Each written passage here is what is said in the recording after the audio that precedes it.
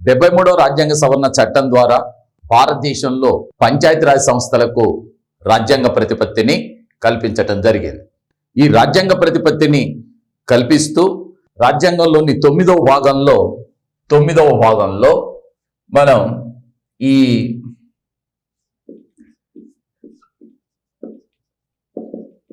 243 నుంచి 243 వరకు కొన్ని 16 అధికరణలని భారత రాజ్యాంగంలో చేర్చడం జరిగింది. దానిలో మనం గత వీడియోలో చర్చించినటువంటి అంశాల్లో ముఖ్యంగా 243 అధికరణ అనుసరించి పేర్కొనబడిన నిర్వచనాలు, అలాగే 243 ఏ అధికరణ అనుసరించి చేర్చబడినటువంటి గ్రామ సభ,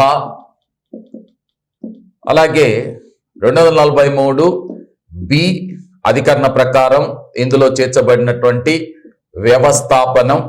వ్యవస్థాపనం అంటే ఇక్కడ మీరు చాలా మంది ఈ పంచాయతీరాజ్ వ్యవస్థ యొక్క ఏర్పాటుకు సంబంధించి వ్యవస్థలు ఎలా ఏర్పాటు చేసినాం అంటే 2 అంచెల వ్యవస్థను ఏర్పాటు చేశామా, 3 అంచెల వ్యవస్థను ఏర్పాటు చేశామా అని పేర్కొనేటప్పుడు ఇక్కడ మనకు 20 లక్షలు అంతకంటే తక్కువ జనాభా ఉన్న రాష్ట్రాలలో మాధ్యమిక వ్యవస్థ ఏదైతుందో దానికి మినహాయింపు ఉన్నది. కాబట్టి మనం పంచాయతీరాజ్ సంస్థలను ఏర్పాటు చేసేటప్పుడు ఉన్న నిర్మాణం ఎలాంటిది అనేది ఇక్కడ మనం గమనించాలి. ఆ తర్వాత 243 సి అధికరణ ప్రకారం నిర్మాణం అన్నాం. ఇక్కడ నిర్మాణంలో కూడా ఎలా ఉంటుంది అన్నప్పుడు స్థానిక సంస్థల యొక్క ప్రతినిధులు ఏ విధంగా పదవిలోకి వస్తారు అన్నప్పుడు ప్రజాస్వామ్యంలో ప్రజల ద్వారానే వస్తారు. అయితే ప్రజల ద్వారా ఎలా వస్తారు? ఎన్నుకోవటం ద్వారా వస్తారు. ఎన్నుకునేటప్పుడు ఎలాంటి ఎన్నిక ద్వారా వస్తారనేది సమస్య మ్యాక్సిమం. అంటే ఇవాళ సర్పంచ్, వార్డు సభ్యులు ఎవరైతే ఉన్నారో వారు ప్రజల చేత ప్రత్యక్షంగా ఎన్నుకోబడతారు.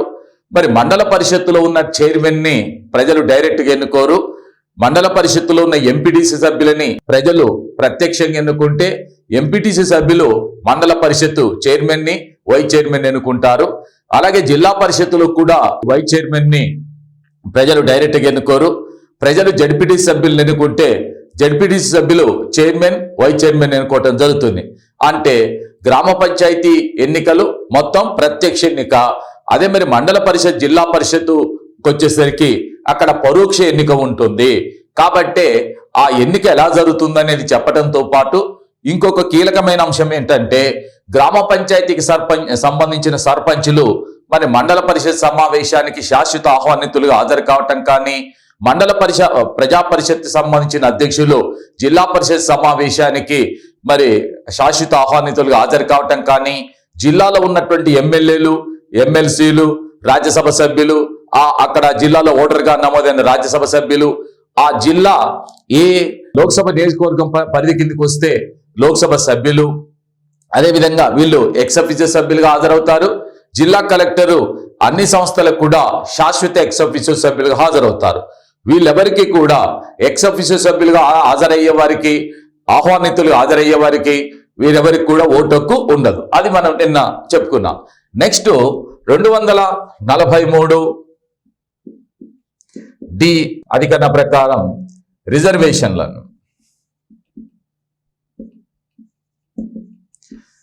జనరల్ గా రాజ్యాంగం చెప్పేటటువంటిది ఏంటంటే రిజర్వేషన్ సంబంధించి మనం ఎల్ఎం సింఘ్వి కమిటీ చేసిన సూచనల్లో కూడా ఉన్నది.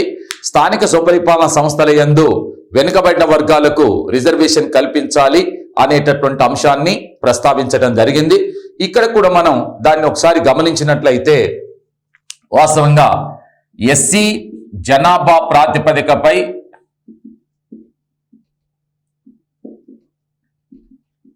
వారికి రిజర్వేషన్స్ కల్పించాలి.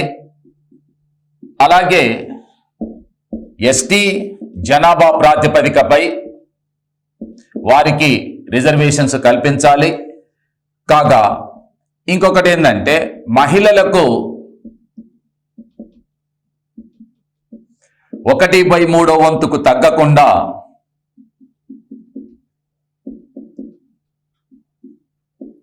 రిజర్వేషన్స్ కల్పించాలి. వీటితో పాటు ఇంకొక అంశం ప్రస్తావించినారు. ఓబీసీలకు అంటే ఇతర వెనుకబడిన వర్గాలకు స్థానిక సంస్థల్లో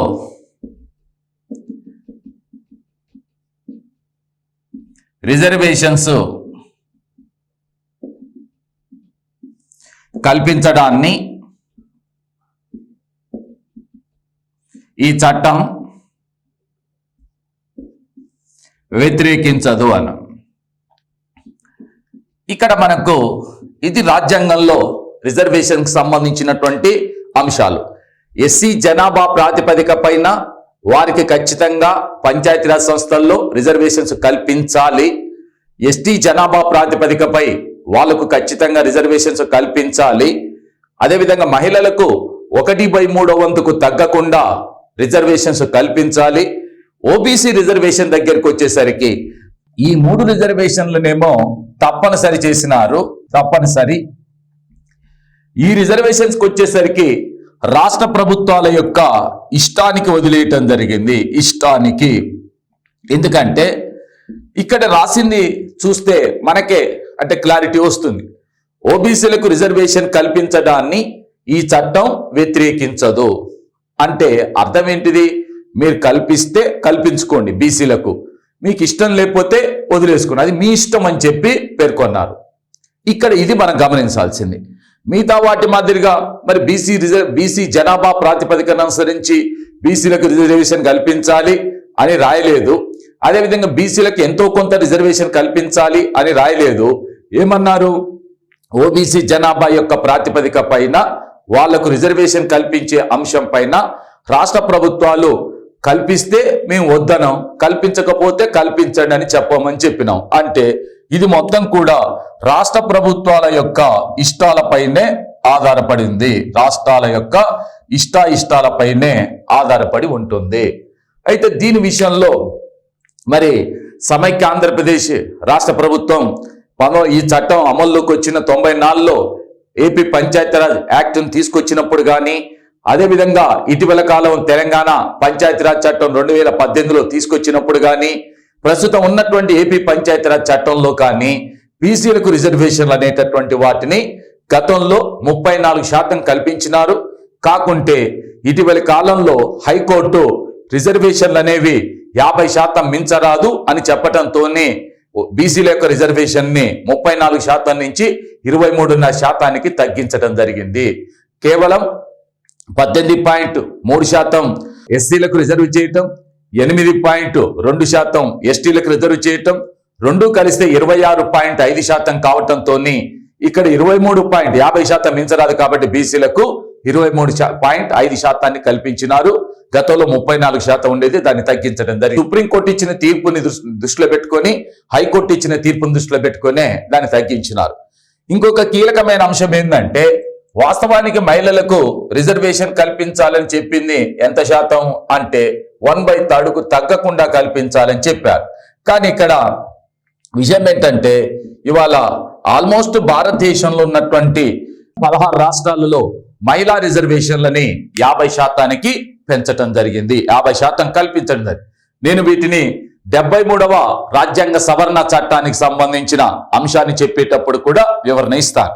అయితే అధికరణలో ఉన్నటువంటి అంశాన్ని మాత్రం గుర్తుపెట్టుకోవాల్సింది ఏంటంటే, మహిళా రిజర్వేషన్స్ 1/3 తగ్గకుండా ఉండాలి, ఎస్సీ ఎస్టీలకు కల్పించాలి, ఓబీసీలకు రిజర్వేషన్ కల్పించే అంశం మాత్రం రాష్ట్ర ప్రభుత్వాల యొక్క ఇష్టానికి వదిలివేయటం జరిగింది. ఇది అంశం రిజర్వేషన్లకు సంబంధించి. మనం ఈ చట్టాన్ని అమలు పరచడానికి సంబంధించిన అంశాలు వచ్చినప్పుడు నేను ఇంకా కొన్ని మీకు వివరణ ఇస్తాను.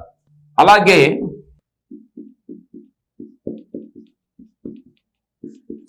243 ఈ అధికరణ ఏదైతే ఉందో ఇది పదవీ కాలాన్ని గురించి తెలియజేస్తుంది. అంటే స్థానిక సంస్థల యొక్క పదవీ కాలం ఎంత ఉంటుంది అనే అంశాన్ని తెలియజేస్తుంది. అయితే పదవీ కాలాన్ని గురించి చెప్పేటప్పుడు కూడా మీకు అంటే క్లారిటీ అర్థం కావలసినటువంటి అంశం ఏంటంటే, ముఖ్యంగా సాధారణ పదవీ కాలం 5 సంవత్సరాలు. పదవీ కాలం ఏదైతే ఉందో ఇది 5 సంవత్సరాలు సాధారణ పదవీ కాలం.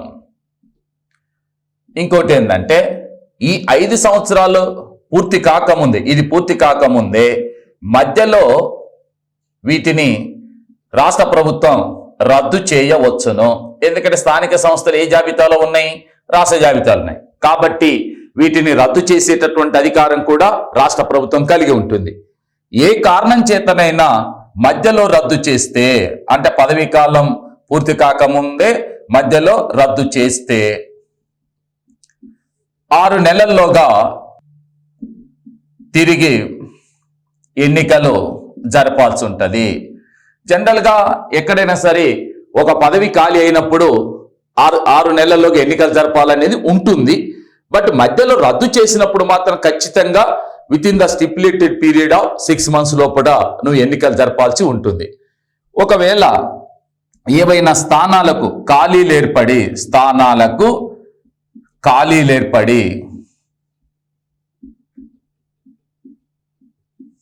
ఉప ఎన్నికల ద్వారా ఎన్నికైతే మరి వీరి యొక్క పదవీ కాలం ఏ విధంగా ఉంటుంది? ఉప ఎన్నికల కొన్ని స్థానాలకు ఖాళీలు ఏర్పడినాయి, చనిపోయినారు, రాజీనామా చేశారు, వారి ఎన్నికను కోర్టు కొట్టివేసింది, లేక వారిని ఏదో ఒక రకంగా పదవి ఖాళీ ఏర్పడితే ఒకవేళ ఆ ఖాళీ ఏర్పడినప్పుడు జరిగే ఎన్నికలని ఉప ఎన్నికలు అంటారు. తద్వారా మరి ఎన్నికైన వ్యక్తుల యొక్క అప్పటి నుంచి 5 సంవత్సరాలుగా పదవీ కాలం ఉంటుందా లేక దానికంటే తక్కువ ఉంటుందా అని ఆలోచిస్తే కేవలం ఎప్పుడైతే ఖాళీ ఏర్పడుతుందో ఆ ఖాళీ ఏర్పడిన తర్వాత ఎప్పుడైతే ఎన్నికవుతారో ఖాళీ ఏర్పడిన తర్వాత జరిగిన ఎన్నికల ద్వారా ఎన్నికైన వ్యక్తి మిగిలిన కాలానికి మాత్రమే అతను పదవిలో కొనసాగుతాడు. అంటే మధ్యలో ఖాళీ ఏర్పడి 2 సంవత్సరాల తర్వాత ఖాళీ ఏర్పడి ఎన్నికలు జరిగితే అతను మిగిలిన 3 సంవత్సరాల వరకు మాత్రమే పదవిలో ఉంటాడు తప్ప ఎన్నికైన నాటి నుంచి మళ్ళీ 5 సంవత్సరాల కాలం పాటు మాత్రం పదవిలో ఉండటానికి అవకాశం లేదు. This is take it granted. ఓకేనా? ఇవి పదవీ కాలానికి సంబంధించినటువంటి కీలకమైన అంశాలు. ఇంకొక అంశం కూడా ఉంది. ఒకవేళ ఎన్నికైన తర్వాత 4 సంవత్సరాల 7 నెలల తర్వాత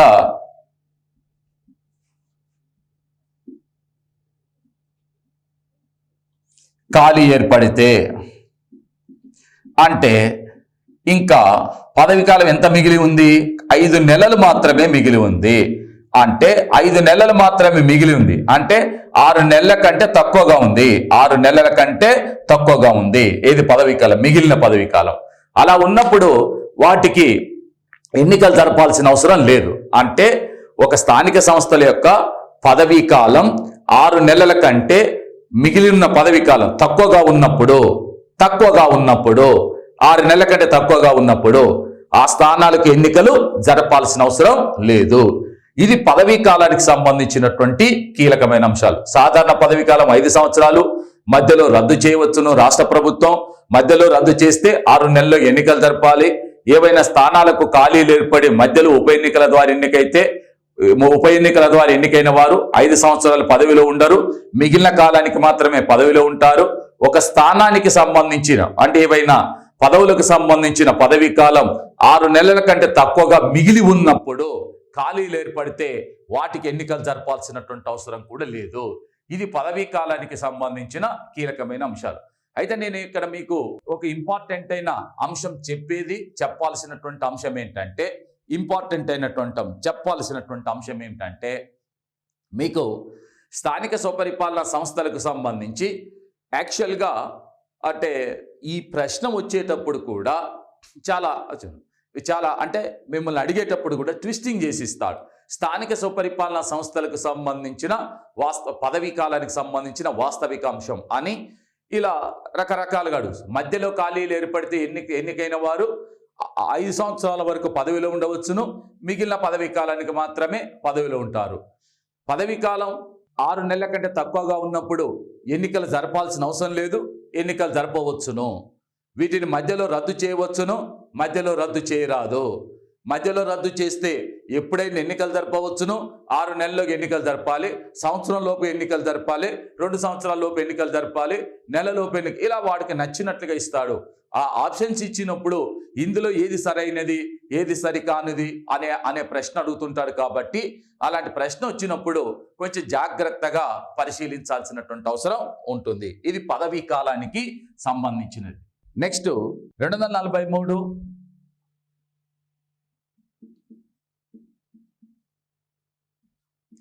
ఎఫ్, ఇది అర్హతలు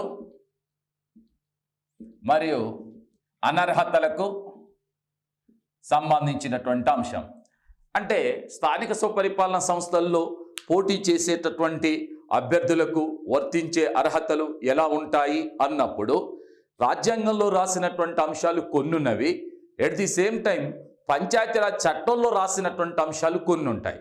మళ్ళీ చెప్తున్నాను, రాజ్యాంగంలో రాయబడిన అంశాలు కొన్నున్నవి, అదేవిధంగా ప్రతి రాష్ట్రం ఈ రాజ్యాంగ సవరణ చట్టాన్ని అనుసరించి, రాజ్యాంగాన్ని అనుసరించి ప్రతి రాష్ట్రం సొంత పంచాయతీరాజ్ చట్టాన్ని ఏర్పాటు చేసుకున్నప్పుడు దాంట్లో రాయబడినటువంటి అంశాలు కొన్ని ఉంటాయి. ఎలా ఉంటాయి ఒకసారి చూడండి. ఇక్కడ ఏం రాశారు అంటే, పార్లమెంటుకు పోటీ చేసే అభ్యర్థులకు, అలాగే రాష్ట్ర శాసనసభకు పోటీ చేసే అభ్యర్థులకు వర్తించే అర్హతలు మరియు అనర్హతలన్నీ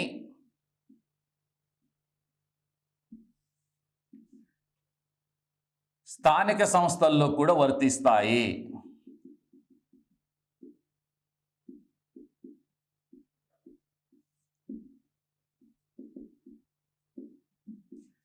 అని రాశారు. అంటే పార్లమెంటుకు పోటీ చేసే అభ్యర్థులకు వర్తించే అర్హతలు అనర్హతలన్నీ స్థానిక స్వపరిపాలన సంస్థల్లో పోటీ చేసే వారికి కూడా వర్తిస్తాయి అంటున్నారు.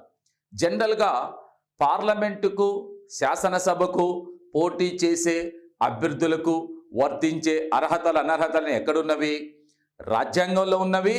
ఎట్ ది సేమ్ టైం మరి ప్రజాప్రాతినిధ్య చట్టం 1950, ప్రజాప్రాతినిధ్య చట్టం 1951లో ఉన్నాయి. 3 చోట్ల ఉన్నాయి. రాజ్యాంగంలో ఉన్నాయి.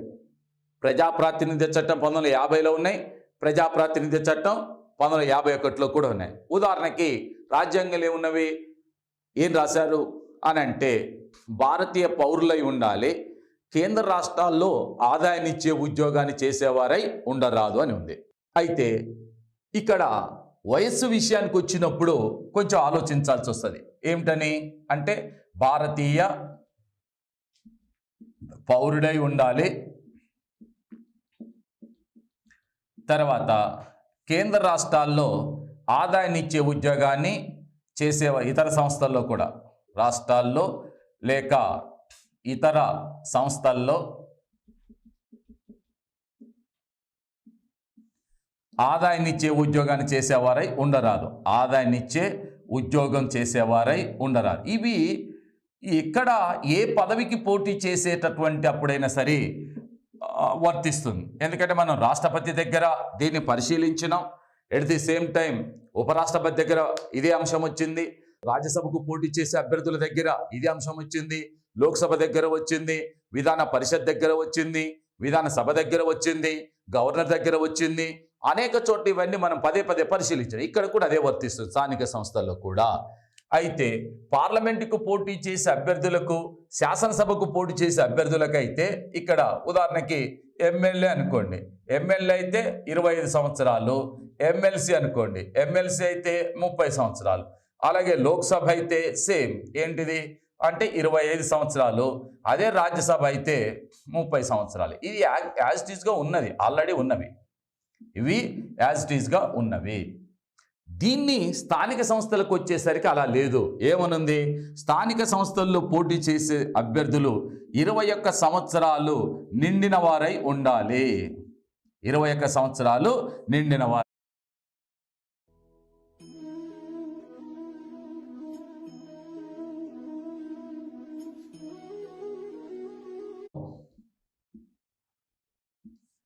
ఆ ఏరియాలో ఓటర్గా నమోదై ఉండాలి. అంటే ఒక గ్రామ పంచాయతీలో వార్డు సభ్యుడిగా పోటీ చేయాలంటే, లేదా గ్రామంలో సర్పంచ్గా పోటీ చేయాలంటే, ఆ గ్రామ పంచాయతీ పరిధిలో ఓటర్గా నమోదై ఉండాలి. ఒక ఎంపీటీసీ సభ్యుడిగా కానీ లేక మండల పరిషత్ చైర్మన్ పదవికి పోటీ చేయాలంటే ఆ మండల పరిధిలో ఓటర్గా నమోదై ఉండాలి. ఒక జడ్పీటీసీ సభ్యుడిగా కానీ లేక జిల్లా పరిషత్ చైర్మన్ పదవిని చేపట్టాలంటే ఆ జిల్లా పరిధిలో ఓటర్గా నమోదై ఉండాలి. ఖచ్చితంగా ఓటర్గా నమోదై ఉండాలి. అంతేకాకుండా ఇక్కడ ఇంకొక అంశం ఏంటంటే 1995 మార్చి తర్వాత ఇద్దరికంటే ఎక్కువ సంతానం కలిగిన వారై ఉండరాదు. ఇద్దరికంటే ఎక్కువ సంతానం కలిగిన వారై ఉండరాదు. 1995 మార్చి తర్వాత ఇద్దరికంటే ఎక్కువ సంతానం కలిగిన వారై ఉండరాదు. ఇవి ఏంటంటే రాజ్యాంగంలో పొందుపరచబడినటువంటి అంశాలు. అయితే ఇక్కడ మనకు ఇంకా కొన్ని అంశాలు ఉన్నాయి. ఏంటివి అంటే 2 సంవత్సరాలు కఠిన కారాగార శిక్ష అనుభవించిన వ్యక్తి ఉండరాదు, కోర్టు చేత దోషిగా ప్రకటింపబడిన వ్యక్తి ఉండరాదు, ఎన్నికల కమిషన్ చేత నిషేధింపబడిన వ్యక్తి ఉండరాదు, దివాలా తీసిన వాడై ఉండరాదు, మతిస్థిమిత లేనివాడై ఉండరాదు, ఆదాయాన్ని చిత్ర ఉద్యోగం చేసేవాడై ఉండరాదు. ఇవన్నీ ఉన్నవి. అవి ఏవైతే ఉన్నాయి అవన్నీ కూడా ఎక్కడున్నవి? ప్రజాప్రాతినిధ్య చట్టం 1950, ప్రజాప్రాతినిధ్య చట్టం 1951లో పొందుపరచబడి ఉన్నవి.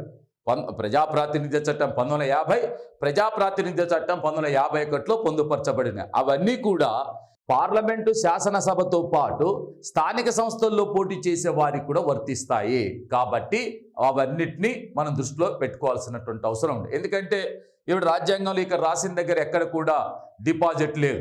ఇలా సర్పంచ్గా పోటీ చేసే వ్యక్తి 2000 డిపాజిట్ చెల్లించాలి.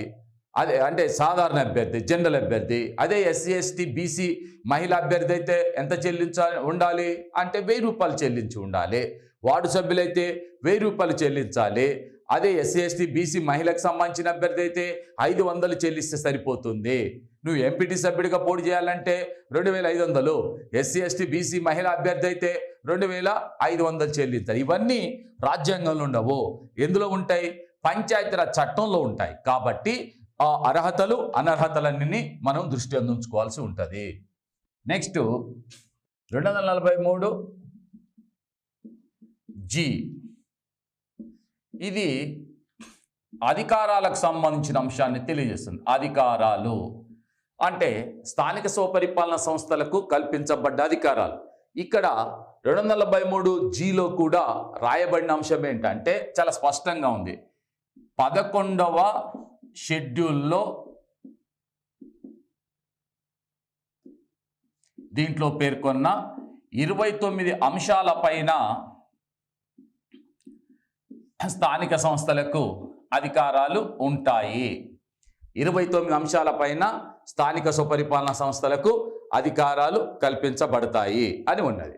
29 అంశాలు అన్నప్పుడు కూడా మ్యాక్సిమం దీంట్లో ఏమున్నవి అంటే వ్యవసాయానికి సంబంధించినటువంటి అంశాలు, చిన్న తరహా పరిశ్రమలు, చిన్న తరహా కుటీర పరిశ్రమలకు సంబంధించిన చిన్న తరహా పరిశ్రమలు వేరు, కుటీర పరిశ్రమలు వేరు, వాటిని పెంపొందించటం కానీ, వ్యవసాయ పరిశోధనకు సంబంధించిన అంశం కానీ, భూసార సంరక్షణకు సంబంధించిన అంశం కానీ, గ్రామీణ ప్రాంతాల్లో రోడ్లకు సంబంధించిన అంశం కానీ, పారిశుభ్రత సంబంధించిన అంశం కానీ, ప్రాథమిక ఆరోగ్యం కానీ, ప్రాథమిక విద్యకు సంబంధించి కానీ, పబ్లిక్ డిస్ట్రిబ్యూషన్ సంబంధించిన అంశం కానీ, సామాజిక ఆస్తుల సంరక్షణకు సంబంధించి కానీ, జంతువుల నియంత్రణకు సంబంధించినటువంటి అంశం కానీ, దాదాపుగా వీధి దీపాలు, మంచినీటి సౌకర్యం కల్పించటం, చిన్న తరహా నీటిపారుదలకు సంబంధించినటువంటి అంశాలు, ఇవన్నీ కూడా స్థానిక స్వపరిపాలన సంస్థలు 29 అంశాలు.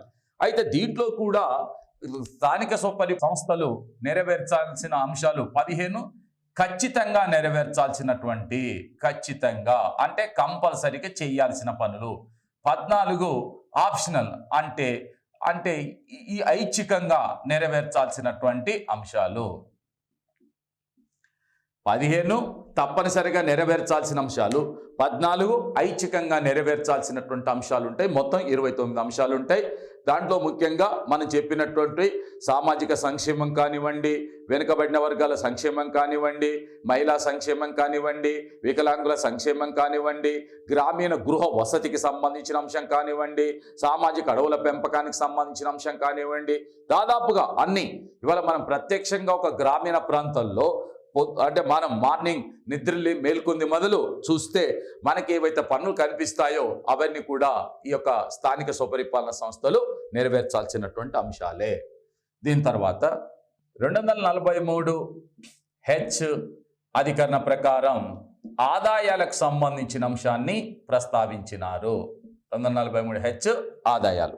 జనరల్గా స్థానిక స్వపరిపాలన సంస్థలకు ఆదాయాలు అనేవి ఎక్కడి నుంచి సమకూరుతాయి అన్నప్పుడు యాక్చువల్గా కేంద్రం ఇచ్చే నిధులు,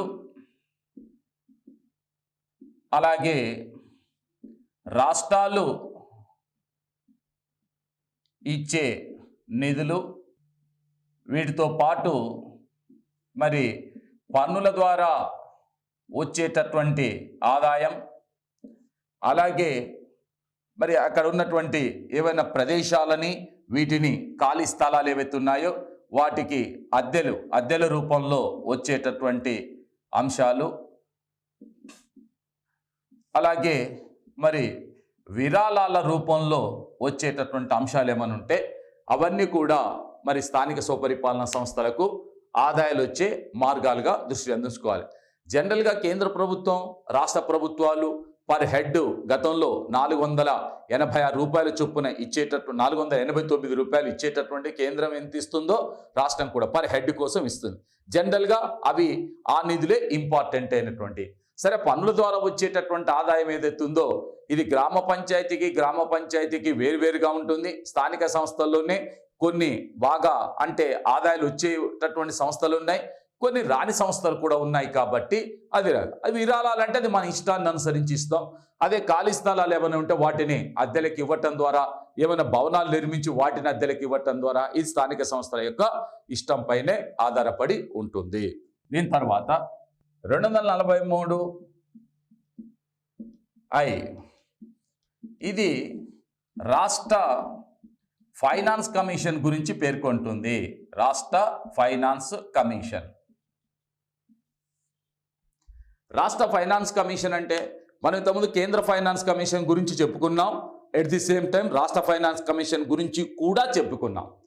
అయితే రాష్ట్ర ఫైనాన్స్ కమిషన్ యొక్క ఏర్పాటు దేనికోసం చేశామనేది ఫైనాన్స్ కమిషన్ల దగ్గర చెప్పినప్పుడు దాంట్లో ఆ వీడియోలో మీరు చూడవచ్చు ఒకసారి. కానీ ఇక్కడ నేను మళ్ళీ ఒకసారి ఆ అంశాన్ని చెప్తాను. ఇప్పుడు స్థానిక స్వపరిపాలన సంస్థలు రాష్ట్ర జాబితాలో ఉన్నాయి కాబట్టి వాటికి నిధులు కేటాయించాల్సిన బాధ్యత ప్రధానంగా రాష్ట్ర ప్రభుత్వాల పైన ఉంటుంది, కేంద్ర ప్రభుత్వం పైన ఉంటుంది. అయితే రాష్ట్ర ప్రభుత్వాలు స్థానిక సంస్థలకు ఏ విధంగా నిధులు మంజూరు చేయాలి అనే అంశం పైన రాష్ట్ర ప్రభుత్వానికి సలహాలు సూచనలు ఇచ్చేది రాష్ట్ర ఫైనాన్స్ కమిషన్. అలాగే కేంద్రం నుంచి నిధులు రావాలన్నప్పుడు కేంద్ర ప్రభుత్వానికి, కేంద్ర ఫైనాన్స్ కమిషన్కు ఈ రాష్ట్ర ఫైనాన్స్ కమిషన్ ప్రతిపాదనలను మాత్రమే పంపుతుంది. అది త్రూ రాష్ట్ర ప్రభుత్వం ద్వారా పంపవచ్చును, లేక కేంద్ర ఫైనాన్స్ కమిషన్కు రాష్ట్ర ఫైనాన్స్ కమిషన్ డైరెక్ట్గా తమకు సంబంధించినటువంటి అభిప్రాయాలని, తమ ప్రతిపాదనలని కేంద్ర ఫైనాన్స్ కమిషన్ కూడా పంపవచ్చును. అలాగే రాష్ట్ర ఫైనాన్స్ కమిషన్ రాష్ట్ర ప్రభుత్వం ఏ విధంగా ఎక్కువ ఆర్థిక వనరులు సమకూర్చుకోవాలో దానికి సంబంధించిన సలహాలు సూచనలు ఇస్తారు. ఖర్చులు చేసేటప్పుడు కూడా వాటిని తగ్గించటానికి, పొదుపుని పెంచడానికి కావలసిన సలహాలు సూచనలు కూడా ఈ రాష్ట్ర ఫైనాన్స్ కమిషన్ ఉంటుంది. దీనిని రాష్ట్ర గవర్నర్ ప్రతి 5 సంవత్సరాలకు ఒకసారి 5 సభ్యులతోని నియామకం చేయవచ్చును, చేసే అధికారం ఉంటుంది. ఇకపోతే 243J ఇది ఆడిటింగ్ సంబంధించినటువంటి ఆడిటింగ్. అంటే స్థానిక స్వపరిపాలన సంస్థలు కూడా ఇవాళ కేంద్ర ప్రభుత్వం ఇచ్చే నిధులు, రాష్ట్ర ప్రభుత్వాలు ఇచ్చేటటువంటి నిధులు, పన్నుల ద్వారా వచ్చే ఆదాయాన్ని తీసుకున్నప్పుడు లక్షలలో, కొన్ని చోట్ల కోట్లల్లో కూడా అంటే ఆదాయాలని సమకూర్చుకుంటున్నాయి. కేంద్రం ఇచ్చే నిధులు, రాష్ట్రాలు ఇచ్చే నిధులు, పన్నుల ద్వారా వచ్చేటటువంటి ఆదాయం లక్షల నుంచి కోట్ల రూపాయలకు కూడా ఆదాయం ఉంటుంది. దాన్ని మళ్ళీ స్థానిక సంస్థల ద్వారా అభివృద్ధి కోసం, సంక్షేమం కోసం ఖర్చు పెడుతుంటారు. మరి ఆ డబ్బులు వచ్చే ఆదాయం కానీ చేసే ఖర్చును కూడా ఆడిటింగ్ చేయాల్సిన అవసరం ఉంది. మనం ఇంతకుముందు కంట్రోల్ అండ్ ఆడిటర్ జనరల్ గురించి చెప్పేటప్పుడు ఆ వీడియోలు చెప్పుకున్నాం. కేంద్ర ప్రభుత్వం యొక్క ఖర్చులు ఖాతాలని, రాష్ట్ర ప్రభుత్వాల యొక్క ఖర్చులు ఖాతాలని మరి సిఏజీ ఏదైతే ఉందో, కంట్రోల్ అండ్ ఆడిటర్ జనరల్ ఎవరైతే ఉందో వారు తనిఖీ చేస్తారు. మరి స్థానిక సంస్థలకు సంబంధించిన దీనిని ఎవరు తనిఖీ చేస్తారు అన్నప్పుడు రాష్ట్ర అకౌంటెంట్ జనరల్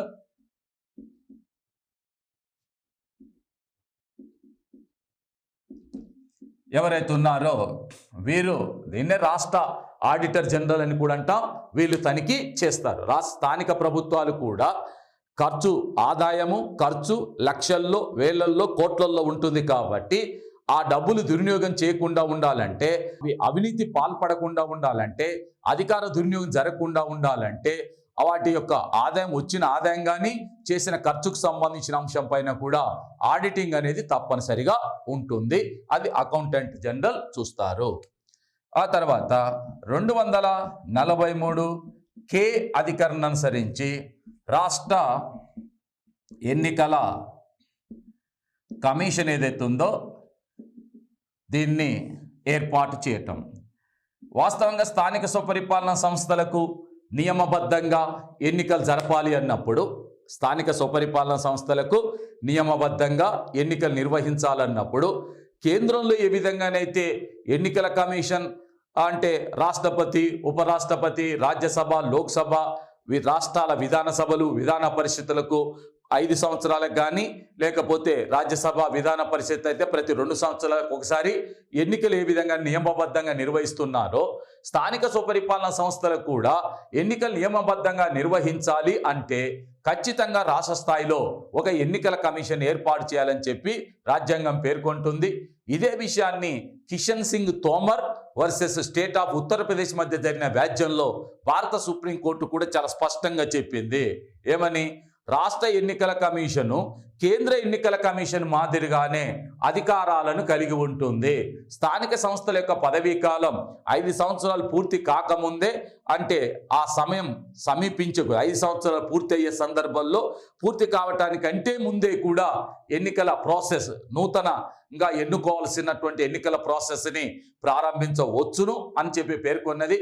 అయితే రాష్ట్ర ఎన్నికల కమిషన్ని నియమించేది రాష్ట్ర గవర్నరు, కానీ తొలగించేది మాత్రం అంటే హైకోర్టు న్యాయమూర్తిని తొలగించిన పద్ధతిలోనే తొలగిస్తారంటే రాష్ట్రపతి తొలగిస్తారు.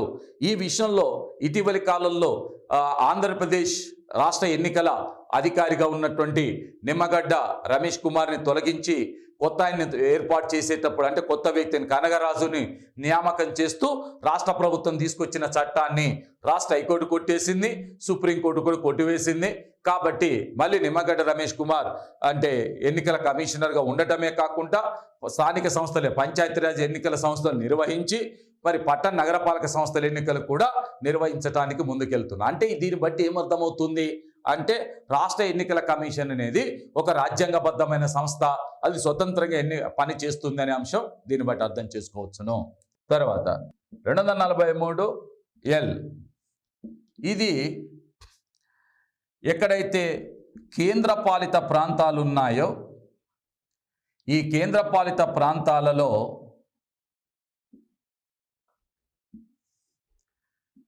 స్థానిక సంస్థల ఏర్పాటుకు సంబంధించిన, అంటే వీటిని అమలుకు సంబంధించిన అంశం. మీకు ఒక అంశం ఐడియా ఉండాలి. కేంద్రపాలిత ప్రాంతాలలో స్థానిక స్వపరిపాలన సంస్థలని అమలు పరిచేటప్పుడు జనరల్గా కేంద్ర ప్రభుత్వమే నిర్ణయాలు తీసుకొని అమలు చేస్తుంది. అక్కడ ఉండేటటువంటి ఎవరైతే కేంద్రపాలిత ప్రాంతాల పాలకులు ఉన్నారో, లెఫ్టినెంట్ గవర్నర్ కావచ్చు, చీఫ్ కమిషనరేట్ కావచ్చు, చీఫ్ అడ్మినిస్ట్రేటర్ కావచ్చు, వీళ్ళకు ఆదేశాలు జారీ చేసి అమలు చేస్తారు.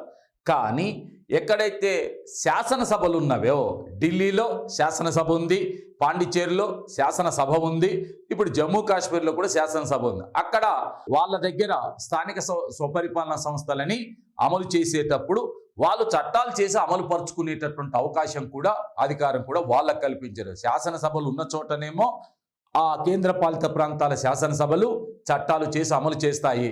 అవి లేని చోట మాత్రం కేంద్ర ప్రభుత్వమే తన ఆదేశాలను జారీ చేసి అమలు చేయటం జరుగుతుంది. దీని తర్వాత 243 ఎం, ఇది ముఖ్యంగా మినహాయింపులకు సంబంధించింది. మినహాయింపులు అంటే అర్థం ఏంటిది? స్థానిక స్వపరిపాలనా సంస్థలకు కొన్ని రాష్ట్రాల్లో మినహాయింపులు కూడా ఉన్నాయి. ముఖ్యంగా మిజోరాం కావచ్చు, నాగాలాండ్ కావచ్చు, మేఘాలయ లాంటి ప్రాంతాలలో వీటికి మినహాయింపు ఇచ్చారు. కానీ ఇక్కడ నేను చెప్పాల్సిన అంశం ఉంది. ఏంటంటే వీటికి మినహాయింపు ఇచ్చారు. ఈవెన్ అస్సాంలోని కొన్ని కొండ ప్రాంతాలు కావచ్చు, మణిపూర్లోని కొన్ని కొండ ప్రాంతాలు కావచ్చు, ఈ రాజ్యాంగంలో చెప్పబడిన అంశం. ఎట్ ది సేమ్ టైం మరి గూర్ఖా ల్యాండ్ ఎక్కడైతుందో అక్కడ కూడా ఆ ప్రాంతాల్లో కూడా మినహాయింపులు ఇచ్చారు. బట్ ఇదే అంశాన్ని కింద ఏమని రాశారంటే భారత పార్లమెంటు చట్టం చేసి ఈ ప్రాంతాలలో కూడా అమలు చేయవచ్చునని చెప్పారు. ఈ ప్రాంతాలలో కూడా అమలు చేయవచ్చని చెప్పారు. కాబట్టి 1996లో పీసా చట్టాన్ని తీసుకురావడం జరిగింది. పీసా చట్టం అంటే Panchayati Raj extension in schedule areas అనే చట్టం తీసుకొచ్చి అక్కడ కూడా అమలు చేయటం. అయితే ఎందుకని చెప్తున్నా అంశాన్ని అంటే ఈ మినహాయింపుల దగ్గరనే ఏమని రాశారు? ఈ రాష్ట్రాలలో ఈ ప్రాంతాల్లో మినహాయింపులు ఉన్నవి. కానీ ఈ ప్రాంతాలలో కూడా వీటిని అమలు పరచాలంటే భారత పార్లమెంటు చట్టం చేసి అమలు చేయవచ్చును. భారత పార్లమెంటు చేసే చట్టం రాజ్యాంగ సవరణగా భావించరాదు అని చెప్పి ఇక రాజ్యాంగంలో రాశారు. దానిని బట్టి 1996లో అంటే పార్లమెంటు పీసా చట్టం తీసుకొచ్చి Panchayati Raj extension in schedule areas అనే చట్టాన్ని తీసుకొచ్చి వీటిని అక్కడ కూడా అమలు పరచడం జరిగింది. నెక్స్ట్ 243 ఎన్. 243 ఎన్ చెప్పేది ఏంటిది అంటే పాత శాసనాల వర్తింపు. పాత శాసనాల వర్తింపు. ఇక్కడ మేము చెప్పదలుచుకున్న అంశం ఏంటంటే ఈ చట్టం 1992లో 73వ రాజ్యాంగ సవరణ చట్టాన్ని పివి నరసింహారావు ప్రభుత్వం తీసుకొచ్చింది. ఈ చట్టం 1993 ఏప్రిల్ 24వ తేదీన అమల్లోకి వచ్చింది. చట్టం వచ్చింది 92లో, అమల్లోకి వచ్చింది 93లో ఏప్రిల్ 24. అందుకని ఏప్రిల్ 24ని మనం జాతీయ అంటే పంచాయతీరాజ్ దినోత్సవంగా జరుపుతున్నాం ఆ తేదీని గుర్తుగా. అయితే ఈ చట్టం అమలులోకి వచ్చిన అంటే 93లో అమల్లోకి వచ్చిన ఒక సంవత్సర కాలం వరకు ఆ రాష్ట్రాలు తమ పాత చట్టాలు ఎప్పుడో పంచాయతీరాజ్ సంస్థలను 64లో ఏర్పాటు చేశారు. 93 అంటే మీకు ఐడియా ఉండాల్సింది. 93-94 అంటే 30 సంవత్సరాల తర్వాత మరి ఈ 73వ రాజ్యాంగ సవరణ చట్టం వచ్చింది. పంచాయతీరాజ్ సంస్థలని రాష్ట్రాలలో అమలు జరిపిన 30 సంవత్సరాల తర్వాత ఈ చట్టం వచ్చింది. అందుకని అక్కడ ఏం రాశారు? మీ రాష్ట్రాలలో ఏ రాష్ట్రాల్లోనే పాత చట్టాలుంటే ఈ రాజ్యాంగ సవరణ చట్టం 73 అమల్లోకి వచ్చిన తర్వాత కూడా ఒక సంవత్సరం వరకు రాష్ట్రాలు తమ పాత శాసనాలని అమలు చేసుకోవచ్చును, లేక రద్దు చేసి అది మీ ఇష్టం. అమల్లో ఉంచవచ్చును, రద్దు చేయు. అదే సందర్భంలో ఇంకొక మాట కూడా చెప్పారు. పాత శాసనాలు ఏవైనా సరే ఈ 73వ రాజ్యాంగ సవరణ శాసనానికి మౌలికంగా వ్యతిరేకంగా లేకపోతే వాటిని మీరు అమలు చేసుకోవచ్చునని కూడా దాంట్లో పేర్కొనటం జరిగింది. ఇది మీరు గమనించాల్సినటువంటి అంశం. నెక్స్ట్ అంశం ఏంటంటే 243 ఇది ట్రిబ్యునల్స్ ఏర్పాటు.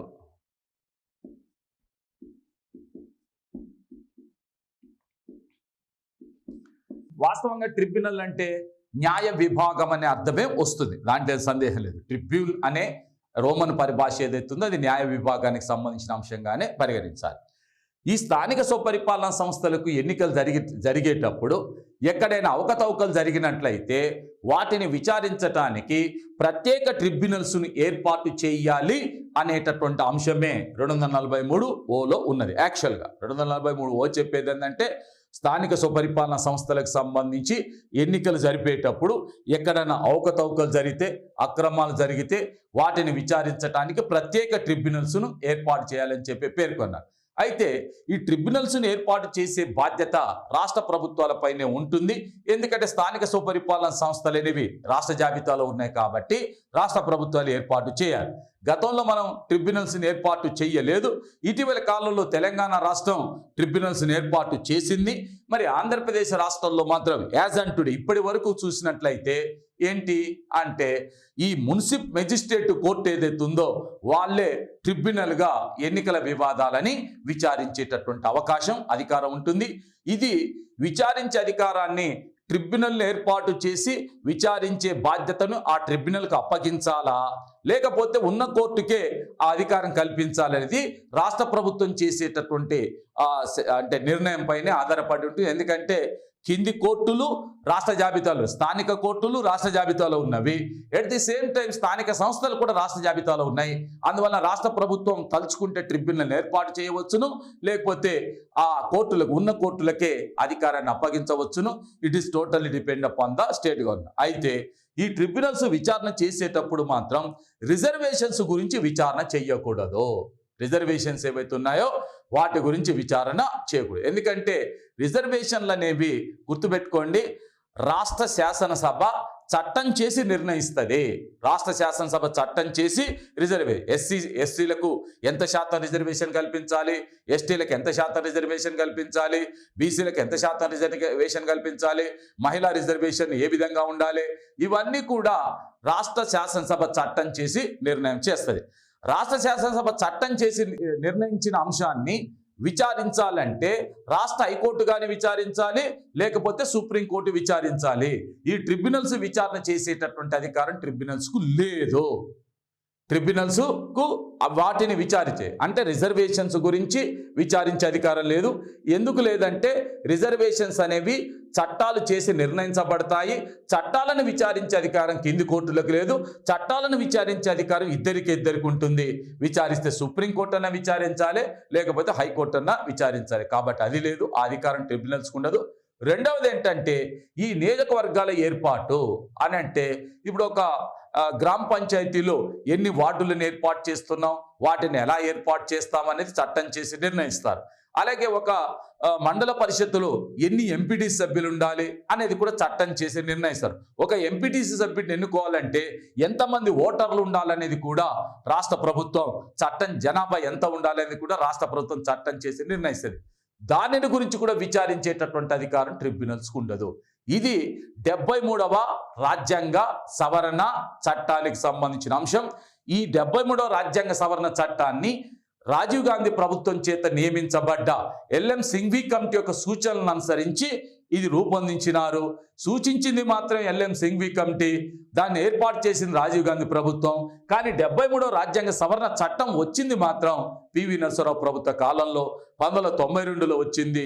ఈ చట్టం 1993 ఏప్రిల్ 24 నుంచి అమల్లోకి తీసుకొచ్చినారు. కాబట్టి దీని అమలు జరిగేటప్పుడు ఎలాంటి మార్పులు తీసుకొచ్చినారు, భారతదేశంలో ఓవరాల్గా పంచాయతీరాజ్ సంస్థలు ఏ విధంగా ఉన్నాయి అనేటటువంటి అంశాన్ని మనం నెక్స్ట్ వీడియోలో చర్చించిన తర్వాత మరి ఈ పంచాయతీరాజ్ సంస్థల్లో కీలకంగా పనిచేసేటటువంటి గ్రామ పంచాయతీ గురించి కానీ, మండల పరిషత్ గురించి కానీ, జిల్లా పరిషత్ గురించి కానీ, మన పంచాయతీరాజ్ చట్టాలు ఏవైతే ఉన్నాయో కీలకమైన అంశాలు అంటే తెలంగాణ పంచాయతీరాజ్ చట్టం కానీ, ఆంధ్రప్రదేశ్ పంచాయతీరాజ్ చట్టాన్ని గురించి కీలకమైన అంశాలు ఏవైతే ఉన్నాయో వాటి గురించి మరొక వీడియోలో మనం చర్చించాలి. ఇప్పుడు ఫస్ట్ 73వ రాజ్యాంగ సవరణ చట్టం యొక్క అమలు తీరుని పరిశీలించిన తర్వాత వాటి గురించి మనం అధ్యయనం చేస్తాం.